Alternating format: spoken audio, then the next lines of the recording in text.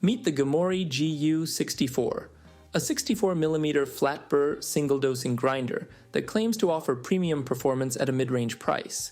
It's got stepless grind adjustment, a brushless variable RPM motor, and a surprisingly striking design that instantly stands out.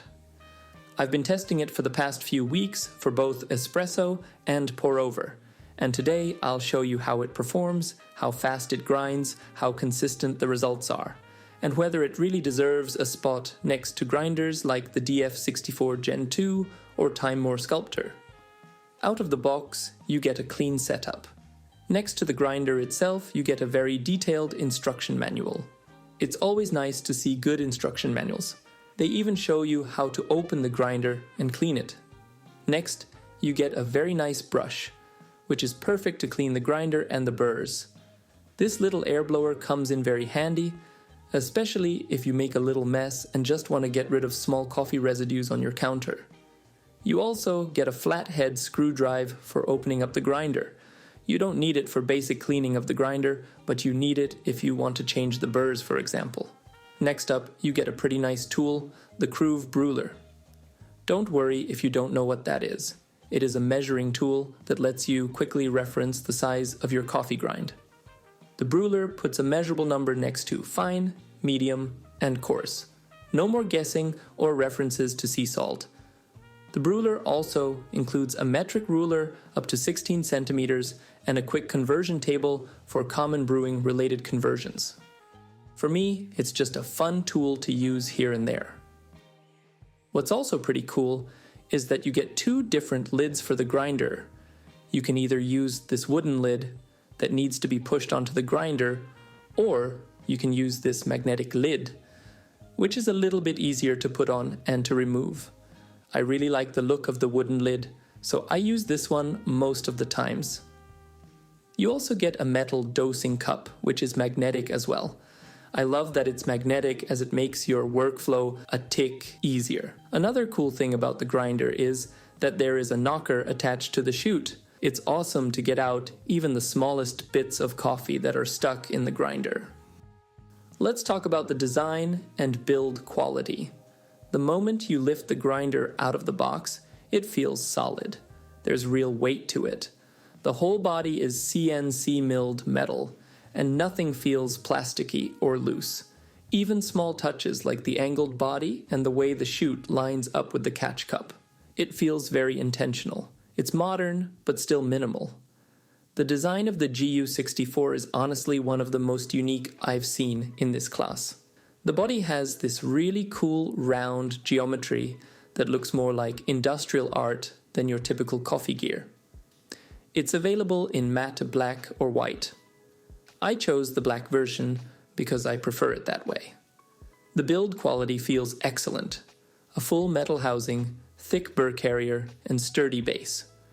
Nothing rattles, and it sits firmly on the counter even when grinding dense light roasts. The stepless grind collar turns smoothly with a little resistance, perfect for micro adjustments. It's not loose or wobbly. And the magnetic cup aligns neatly under the chute, so workflow stays mess-free. Inside, the GU64 runs a brushless DC motor, adjustable from 800 to 1200 RPM. That's a wide enough range to fine-tune between clarity and body. The motor has great torque. Even with hard light roast beans, it doesn't stall or slow down. Now, I want to show you a typical workflow with the GU64, and I will also show you the grind speed, and I turn the sound on so you can hear the grinder's noise. And I will also show you the grinder's retention. For this, I'm weighing out 18 grams of coffee beans and put them into the grinder.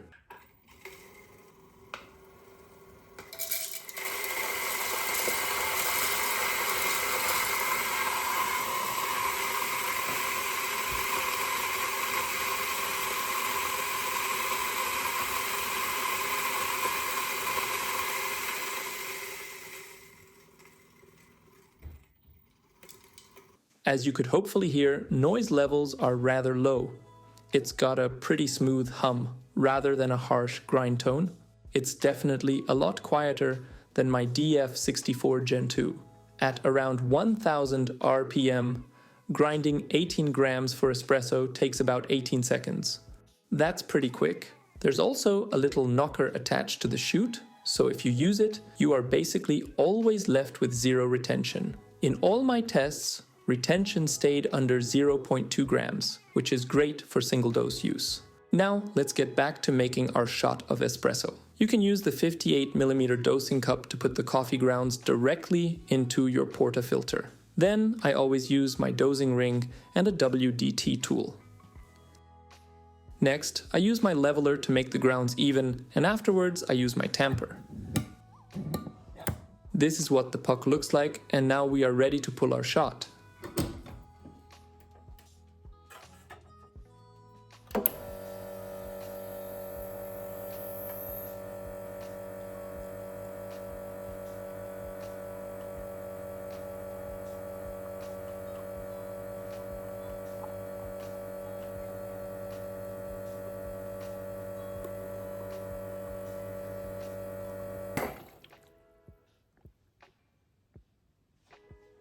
This is what my double shot of espresso looks like.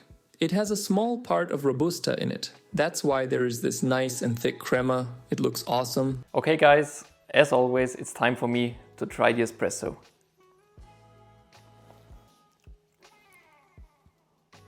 What I can say right in the beginning, this is a very good tasting espresso. I went for 18 grams of coffee in, around 36 grams of coffee out in around 30 seconds.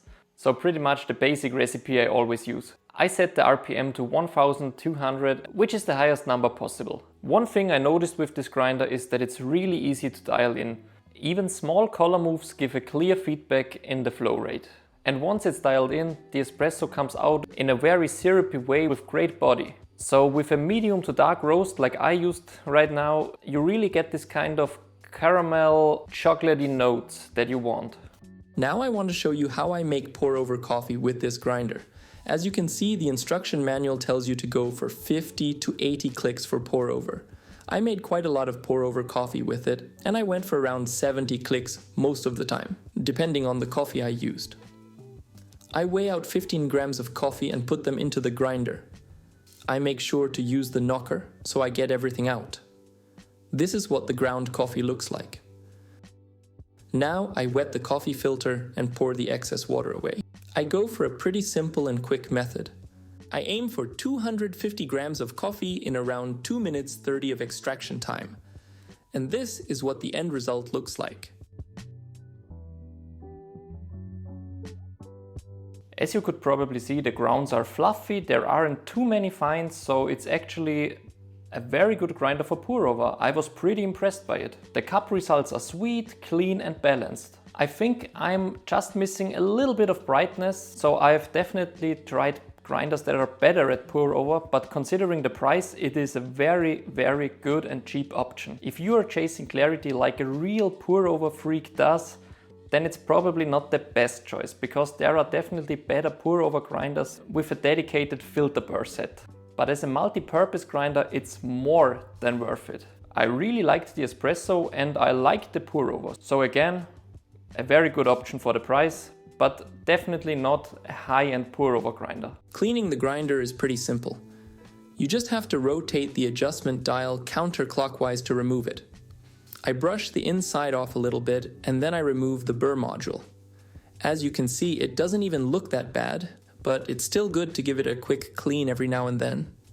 Here I just brush out any residue, and I also use the air blower to get everything out through the chute, and that's pretty much it. I try to do this every couple of weeks, which is absolutely enough, as there isn't much coffee staying inside of the grinder.